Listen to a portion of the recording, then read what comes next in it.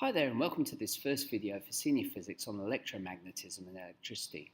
In this video we're going to be looking at the idea of magnetic fields. Now basically magnetic fields generate forces and these forces can affect moving charge, and if it's affecting moving charge it can generate a force which produces a push. The push on a charge basically we term electricity.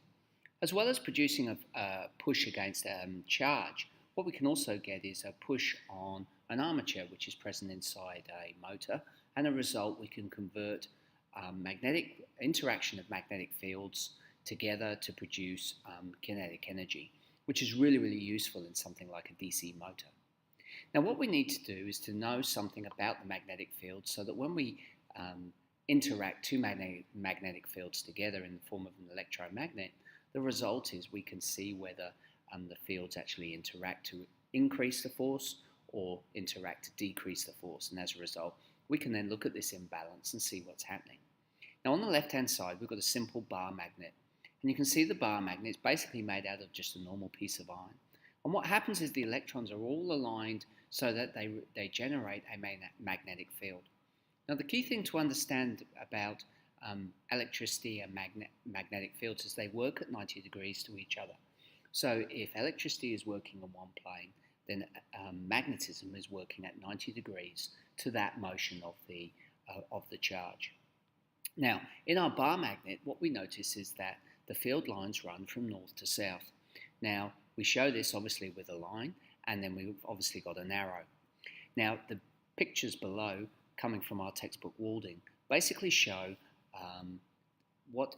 shows the presence of these field lines using iron filings. What we've done is basically taken a bar magnet, put a piece of paper over that bar magnet and sprinkle some iron filings. The result is the iron will align with the magnetic field lines and they will congregate where the field lines are the strongest. The second picture to the right hand side shows that same sort of pattern which is produced from a horseshoe magnet. Now magnetic fields are really important on the planet Earth as well. And here you can see a picture of the magnetic field which is generated around the Earth. Now an interesting thing about the field lines on the Earth is that over hundreds of thousands of years the poles actually change direction. And this is actually noticed if you look at magnetic imaging of the sea floor in the Atlantic Ocean. If you know anything about the Atlantic Ocean, there's a mid-Atlantic ridge which runs down the centre, and it's continually widening. Now every few 100,000 years or so the poles change, and the iron which is present inside the crust causes the electrons to move in one direction or then move into the other. And what you get is a banding pattern which forms across the actual Atlantic Ocean when looked under certain imaging. Now the point of having a magnetic field around the planet Earth is to protect us from cosmic rays, and you can see the right hand diagram is there to basically illustrate what's happening. Now what we're going to do now is look at one of the PhET simulations to just talk a little bit more about electric fields and how they interact. So what I've done is also put the link up on this post, which will allow you to go and actually have a play with this simulation. So let's see what happens when we load up that simulation. Okay, so we'll load it up now.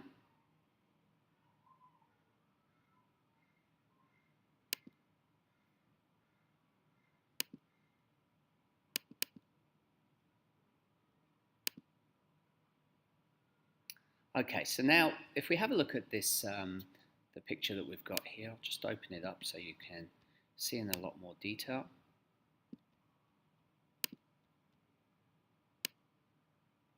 Okay, so down the side here we can see what's happening with respect to inside the magnet. And we notice that basically we've got a field line which is running all the way down. Now we can move our magnet around, okay, and you can see the arrows which are moving outside of the bar magnet and producing our pattern. Now I'm going to start off by just showing the planet Earth.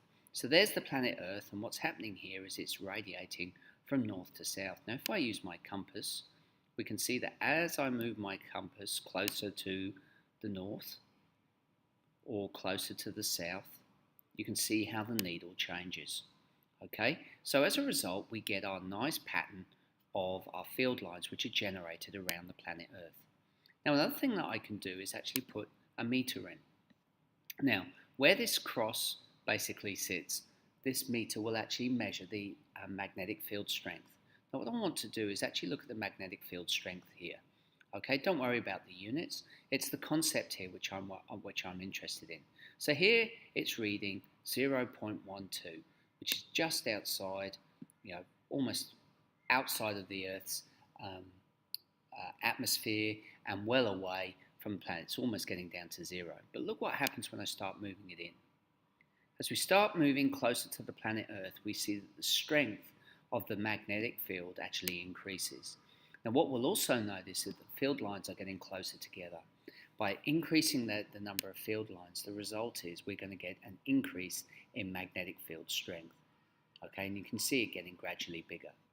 If we take the same thing and move it up to the top, we can see it doesn't matter where I place it. In fact, if I try and place it in the same distance around the planet, the idea is that we're going to try and get a similar sort of process.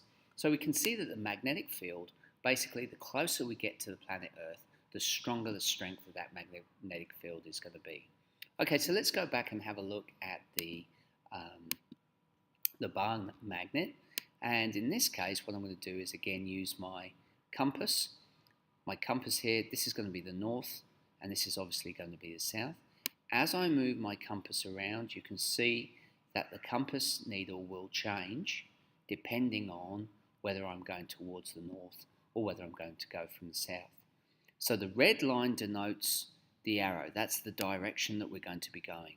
So as I move my compass, we can see that the field line is running from north to south. Put my field meter in, I get exactly the same. The closer I get to each of the poles, the stronger it becomes. Okay, so the strongest is right at the tip of the pole, and then the further away I get, the less the field strength is going to be. Again, if I take this right out here, right up to the corners, you can see that it's pretty weak. Okay, take it into the center here, and it's getting gradually stronger.